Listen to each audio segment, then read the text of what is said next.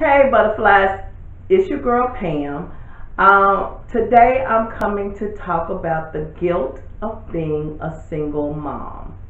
So stay tuned.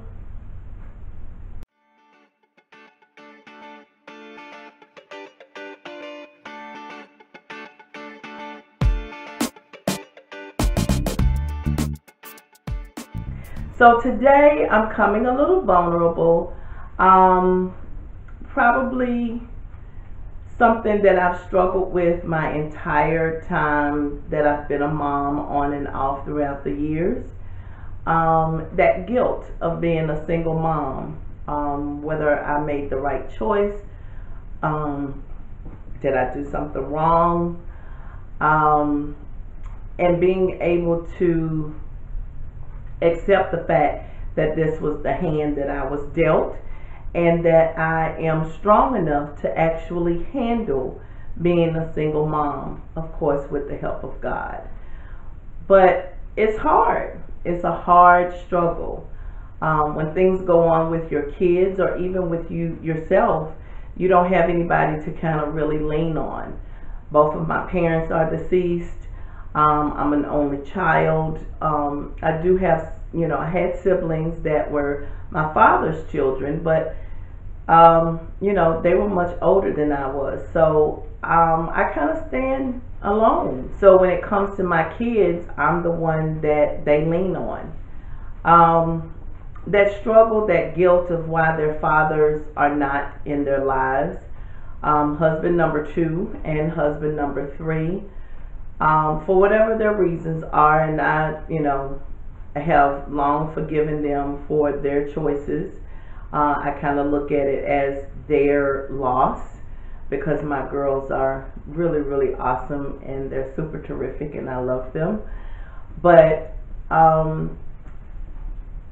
what was going through their minds? Why did they choose that when we got divorced?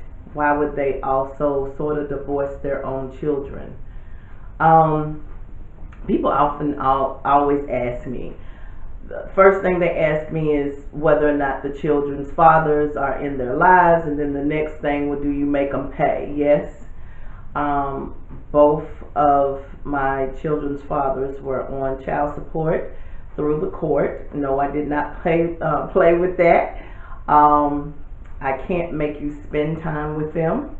However, you either pay with your time or your dime, and that's just how I roll.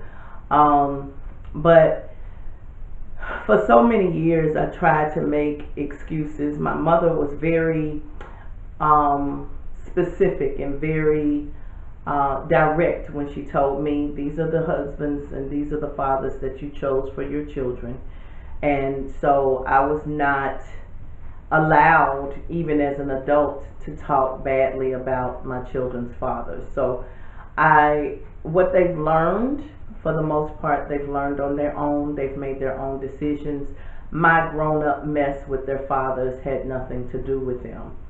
So, for many years, I called and practically begged for my kids' fathers to have a relationship with their girls. And over the years, I've gained wisdom, and I've realized that people can only give you what they have. They can't give you any more than what they know. And, neither one of my ex-husbands had a real good relationship with their fathers. And they felt abandoned. And so I guess they followed in their footsteps. Two of my boys, I only have two boys, that are my wedding gifts. I don't call them stepchildren. But both of my boys, they are excellent fathers, and my second husband's not in their lives, and so that to me says that it's a choice. That's their choice to do, to either be in their children's lives or not be in their children's lives. And I'm so proud of my boys, OJ and Jonathan, and I see them as fathers, and they're interactive with their kids, and they're present, and they're providers, and so I'm just really proud of them. So shout out to my boys. But that guilt of feeling like I shortchanged my girls. You know, in my book, The Hand I Could Not Hold, My Journey of Finding Myself Without My Father, that was my main complaint. I didn't have a daddy. And that was the main thing I wanted to give my girls. And twice, you know, no shade on anybody else, but my mom told me I had to be married and before I had kids. And so I did it the right way. Even though the marriage didn't work, I did it the right way. And they still didn't stay. They still didn't have a daddy. And I was like, oh my God, what have I created? But, you know, the times that they're sick or they need to go to the hospital or go to the doctor or just to support them in any activities, I'm the one that's there. Now, don't get me wrong. I would do anything for my babies. I mean anything, because I love them so much. But the one thing that I wanted to give them, I couldn't give them: a relationship with their dad. And so, yeah, it weighs heavy on me. And yes, I don't like the fact that it turned out this way. For so many years, the twins' father, I would go and text and say, hey, you know, it's the girl's birthday, or the girls, you might want to call them, or the girls' graduation from kindergarten, from 5th grade, from middle school. He did come for their graduation, but I started, it was like 2012. I said, I'm not doing it anymore. I'm tired of having to be a reminder.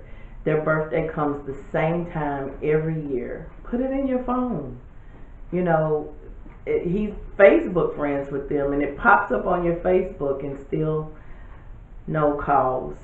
And it hurts. With Janae's dad, I went as far as to even try to reconcile with him, so he would spend time with her, and it's not what she wanted. She had made her own decision as far as what type of person he was, and she decided that, you know, I'm okay without him. So I keep trying to reassure myself that my babies are okay without a dad, but I kind of know that I wasn't okay without a dad, so I guess that keeps weighing on me. So, I don't know, guys. Tell me, have you felt that guilt of being a single mom? I would love to hear from you. If you aren't a part of the Butterfly family, we would love for you to subscribe.